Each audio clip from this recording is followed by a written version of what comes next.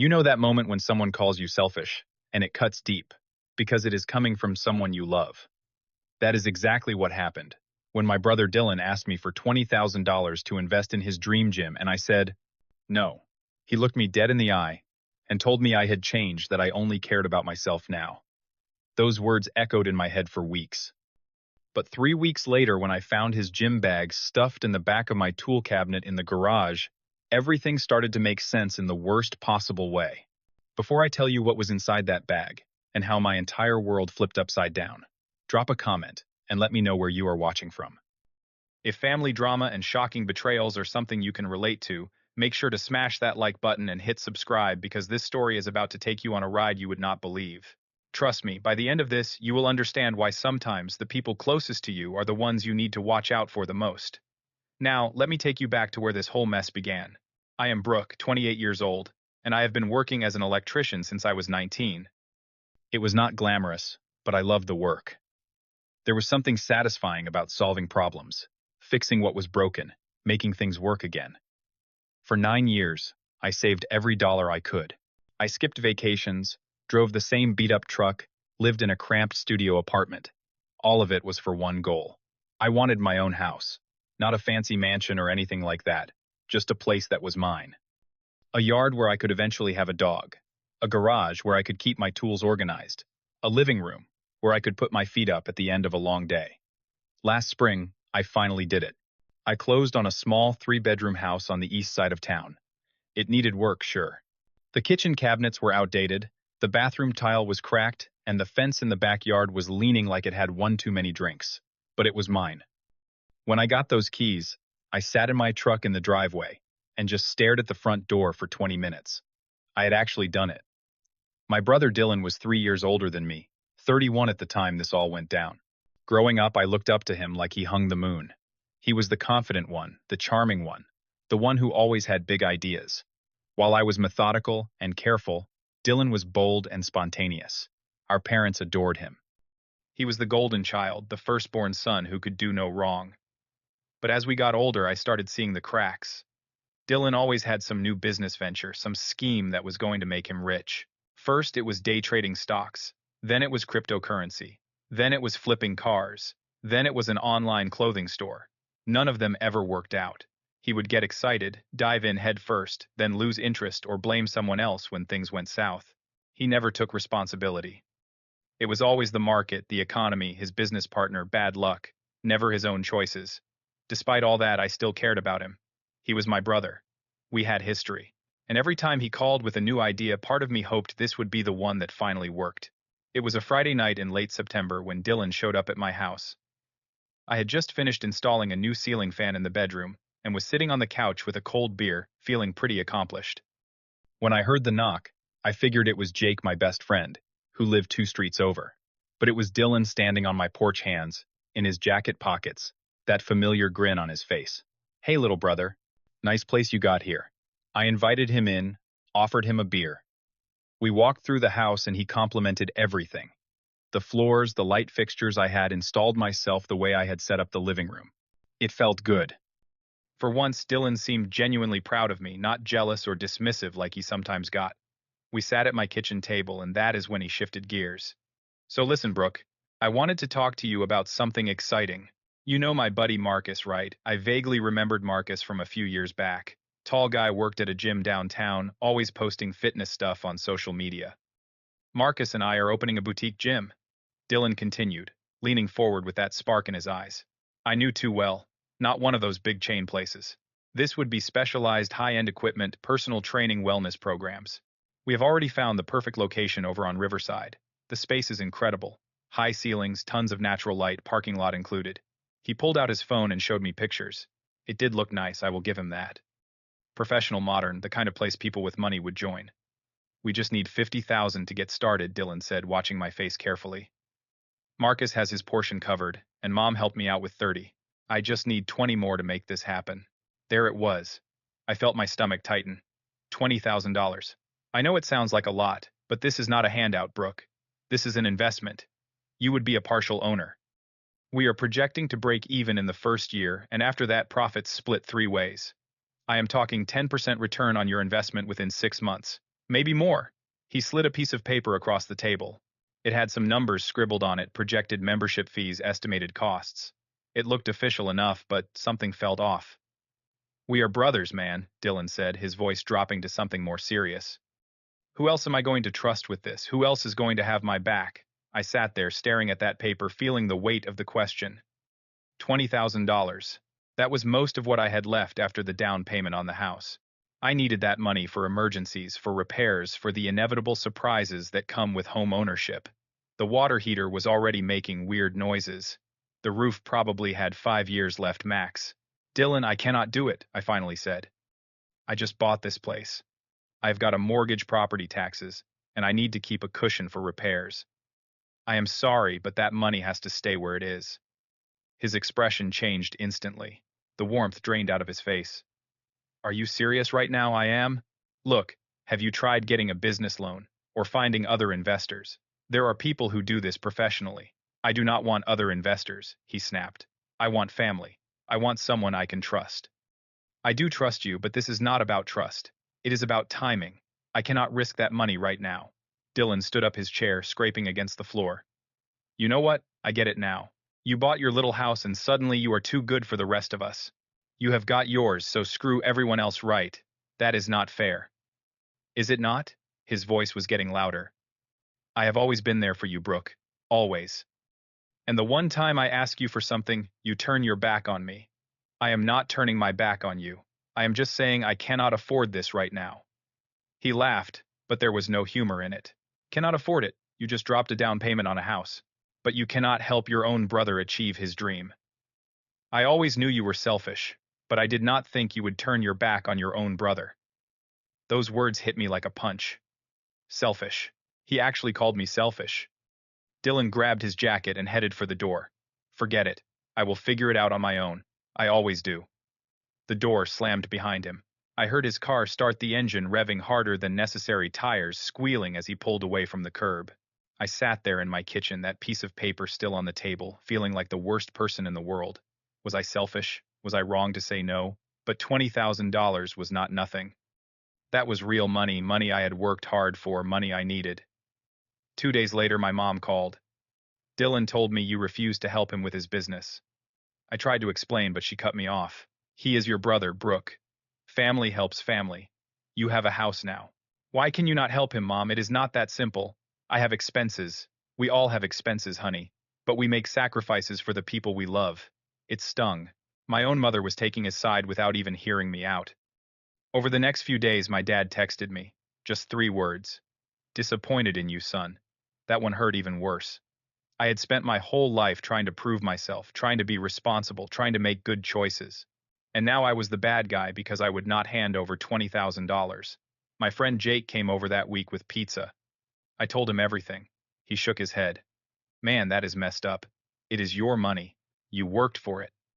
You do not owe anyone an explanation for how you spend it.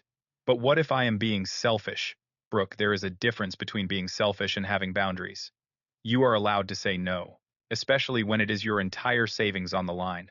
His words helped, but the guilt still gnawed at me. Family is supposed to stick together, right? But at what cost? For the next 2 weeks, Dylan did not call me. He did not text. Nothing. But he was busy talking to everyone else. I started noticing it in the family group chat. Little comments. Some people forget where they came from. Or success changes people, I guess. Never mentioning my name directly, but everyone knew what he meant. My cousin Ashley, who I had always been close with, stopped responding to my messages. My uncle Frank posted something vague on social media about loyalty and blood being thicker than water. It was like I had been excommunicated, and I had not even done anything wrong. I had just said no. Mom called every other day. Dylan is really hurt, you know. He thought he could count on you. He can count on me. Just not for $20,000 I do not have to spare. You have it. You just do not want to give it to him. There is a difference. The judgment in her voice was clear. I was the selfish son, the one who put himself first. It made me question everything. Was I wrong? Should I have just given him the money? But something else was nagging at me too. If this gym idea was so solid, why had Dylan not gone to a bank? Why was he relying on family money? Marcus supposedly had experience and connections. So why did they need cash from Dylan's little brother? That is when weird things started happening at my house. It was a Wednesday morning. I always left for work at 6:30 a.m., and I was meticulous about locking up every door, every window. I had been living alone for months, and it was routine. But that Wednesday when I came home around 4 in the afternoon, I noticed the back door was not quite latched. The deadbolt was not turned. I stood there staring at it, trying to remember. Did I forget? I replayed the morning in my head. I was sure I had locked it. Positive. I walked through the whole house. Nothing was missing. Nothing was out of place. Maybe I really had just forgotten. I had been distracted lately with all the family drama. But the following week it happened again. This time it was the garage door. I came home from a job site, and the side door to the garage was hanging open about 2 inches. I never used that door. I always came in through the front or back. Now I was starting to freak out. Was someone coming into my house? I checked my tools, my electronics, my laptop. Everything was still there. Nothing valuable was gone. But the feeling of violation was real. Someone had been in my space. I called Jake. I think someone is getting into my house. Are you sure? Could you just be forgetting to lock up? Jake, I am not an idiot. I lock my doors. Something is going on. All right, man. Maybe get some cameras. At least then you will know for sure. The next day, I went to the hardware store and bought 2 security cameras. One for the front porch, one for the driveway facing the garage. I spent Saturday afternoon installing them, syncing them to an app on my phone. If anyone came near my house, I would know about it. That same afternoon, I decided to reorganize my tools in the garage. I am pretty particular about my equipment. Everything has its place. Drills, saws, wire strippers, voltage testers, all labeled and organized. When you are on a job and need something fast, you cannot afford to waste time digging around. As I was pulling out some boxes from the lower cabinet, the one I hardly ever opened because it was deep and awkward to reach my hand hit something soft. Fabric. I pulled it toward me. It was a gym bag. Black with a logo stitched on the side. I froze. This was not mine.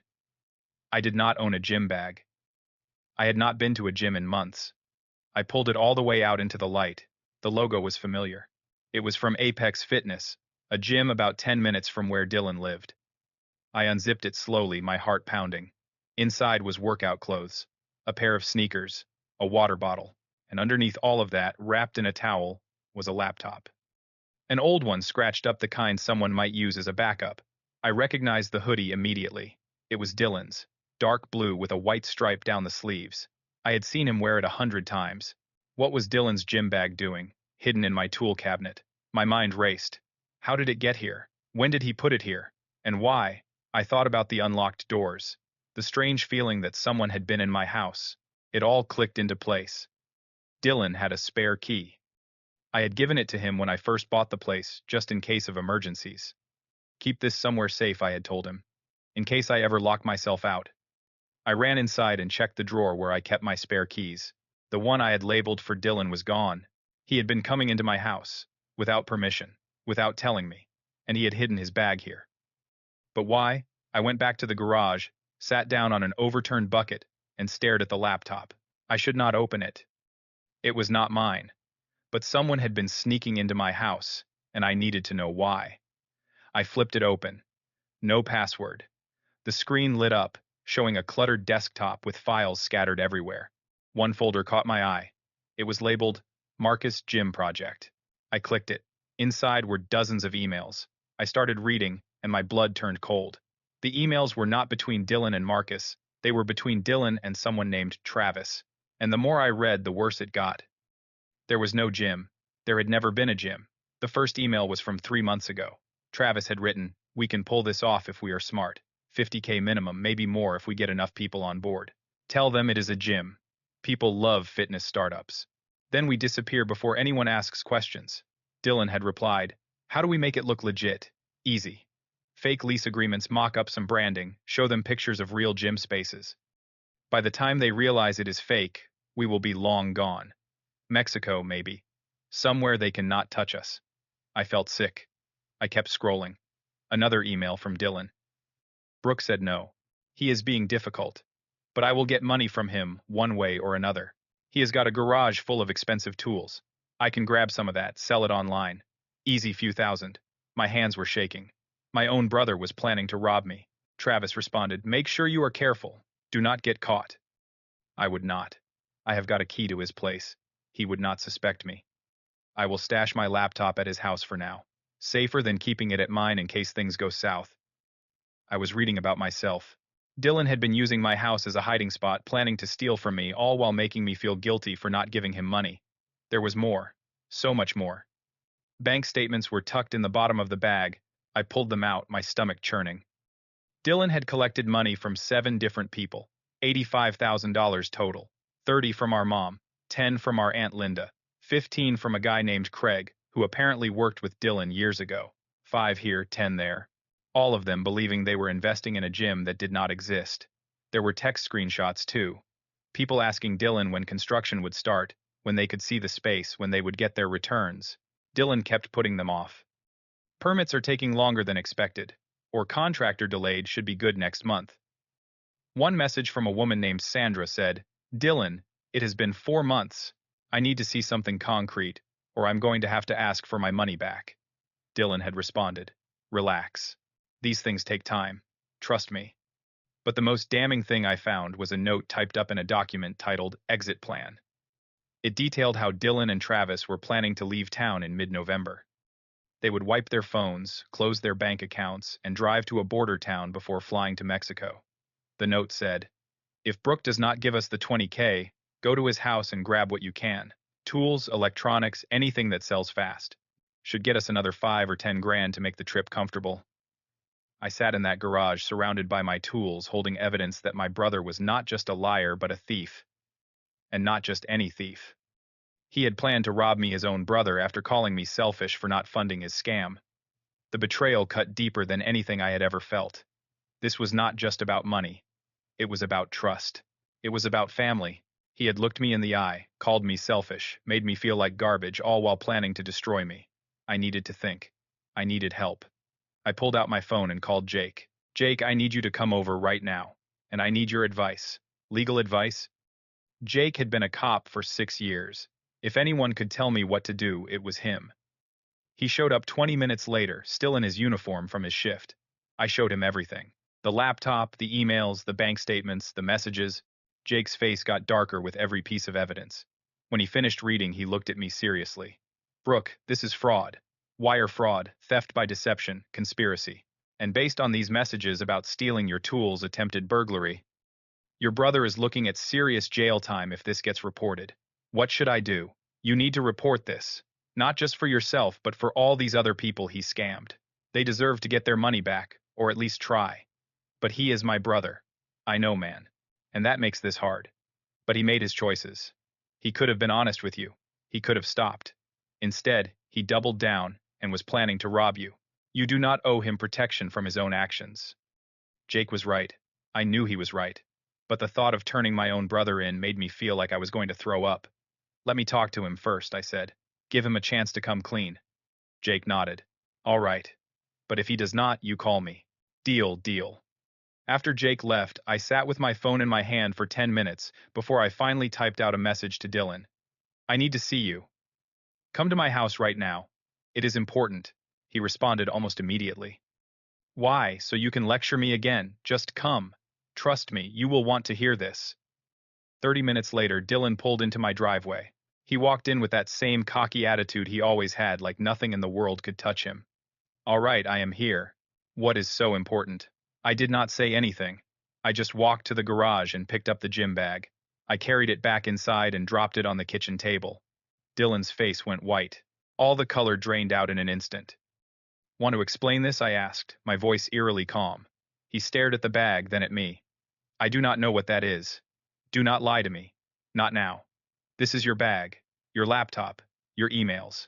Your plan to scam people and rob me. His jaw tightened. He looked like he was deciding whether to keep lying or try a different strategy. You went through my stuff. You hid it in my house. You have been sneaking in here without my permission. You were planning to steal from me. I was not going to actually do it, he said quickly. That was just talk. I was frustrated. Just talk, Dylan. You have got $85,000 from people who think they are investing in a gym that does not exist. You and Travis were planning to leave the country. Do not stand there and tell me it was just talk. He slumped into a chair, head in his hands. For a long moment, he did not say anything. Then he looked up and I saw something I had never seen in my brother's eyes before. Panic. I am in deep brook. I owe people. Bad people. I thought I could fix it with this gym thing, make some money, pay everyone back, and still come out ahead. But it got out of control. So your solution was to scam our family, to steal from me. I did not know what else to do. You could have been honest. You could have asked for help. Real help. Not $20,000 for a fake business. He shook his head. No one would have helped me. Not if they knew the truth. So you lied. You manipulated. You called me selfish to make me feel guilty. And when that did not work, you were going to rob me. Dylan did not deny it. He just sat there broken. Here is what is going to happen, I said. You are going to contact every single person you took money from. You are going to confess. You are going to return what you can. And if you do not, I am calling the police and handing over all this evidence. Brooke, I do not have the money anymore. I spent it. Then you are going to figure it out. Sell your car. Sell your stuff. Get a loan. I do not care. But you are going to make this right. And if I cannot, then you will deal with the legal consequences. Because I am not covering for you anymore. Dylan looked at me like I was a stranger. You would really turn me in. You were going to steal from me, Dylan. You made me feel like garbage for protecting myself. Yeah, I will turn you in. Because someone has to stop you. He stood up, grabbed his jacket, and headed for the door. At the threshold, he turned back. I did not want it to be like this. Neither did I. He left, and I called Jake. The next 72 hours were chaos. Jake came over with another officer, and I gave them everything. The laptop, the bank statements, the printed emails. They took official statements, and by the end of the week, Dylan was facing multiple fraud charges. The victims were contacted one by one. Our mom was devastated. She called me crying. How could you do this to your brother? Mom, he scammed you out of $30,000. He scammed Aunt Linda and Craig and 6 other people. This is not about me doing something to him. This is about him facing the consequences of what he did. But he is your brother, and I am your son. He called me selfish for not giving him money to fund a scam. He was going to rob me. Why are you defending him? She did not have an answer. She just cried. Over the next few days, the truth spread through the family. Some people were angry at Dylan. Others were angry at me for turning him in. My dad did not call for a week. When he finally did, his voice was quiet. I owe you an apology, Brooke. I should have listened to you. I should have trusted your judgment. Thanks, Dad. Your brother made his choices. You did the right thing. It meant more than he knew. Dylan tried to return some of the money, but he had blown through most of it. He sold his car, his furniture, anything of value. He managed to scrape together about $30,000, which was split among the victims. It was not enough, but it was something. The legal process dragged on.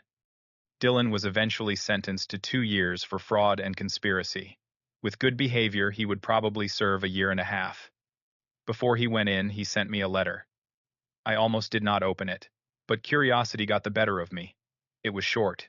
Brooke, I know I do not deserve forgiveness. I know I hurt you. You were right to do what you did. I called you selfish, but I was the selfish one. I am sorry. I read it twice, then put it in a drawer. I did not know if I believed him. I did not know if it mattered. The months after were hard. I struggled with guilt, with anger, with sadness. I went to therapy. My therapist helped me understand that protecting myself was not selfish. That saying no was not a betrayal. That I was allowed to have boundaries even with family. Jake and my other friends were incredible. They reminded me that I had done nothing wrong, that Dylan had made his choices and I had made mine. Slowly, I started to heal. I focused on my work on my house, on building a life that felt stable and safe. I learned to set boundaries with my family. I learned to say no without guilt. I learned that love does not mean letting people walk all over you. My relationship with my parents improved over time. They started to see the situation more clearly, started to understand that enabling Dylan had not helped him. It had only made things worse. A year later, Dylan got out early for good behavior. He reached out asking if we could talk. I was not ready. Maybe someday I would be, but not yet. I thought a lot about what happened, about the moment he called me selfish, about how people will use guilt to manipulate you into giving them what they want, about how family can be used as a weapon. I learned that saying no does not make you selfish. It makes you smart. It makes you strong. It means you value yourself enough not to be used. People who call you selfish for setting boundaries are often the ones who benefit from you having none. They want you to feel guilty so you will give in. But you do not owe anyone your financial security. You do not owe anyone access to your home. You do not owe anyone your peace. Family should lift you up, not tear you down. Real love respects boundaries. Real love does not manipulate or guilt trip. Real love does not steal from you and then call you selfish for protecting yourself. I do not know if Dylan and I will ever be close again. Part of me hopes that someday he will genuinely change, that he will understand the damage he caused. But I am not holding my breath, and I am okay with that, because I learned something more valuable than $20,000. I learned that my peace is worth protecting, that my boundaries are worth enforcing, that I am worth standing up for. Sometimes the people who call you selfish are the ones who are mad you stopped letting them use you. And sometimes the best thing you can do is walk away and not look back. I still live in that same house. The kitchen is updated now. The fence is fixed. The yard has a dog, a rescue named Copper, who greets me every day like I am the best thing in the world. My tools are still organized in the garage right where they should be. And my doors are locked. Always. So let me ask you this. Have you ever had someone in your life call you selfish for setting a boundary? Have you ever felt guilty for saying no to someone you loved? Drop your story in the comments. I would love to hear how you handled it. And if this story resonated with you, hit that like button, subscribe to the channel, and share this with someone who might need to hear it. Sometimes, we all need a reminder that protecting yourself is not selfish. It is survival. Thanks for listening, and I hope you find the courage to protect your peace, no matter who tries to take it from you. Take care of yourselves out there.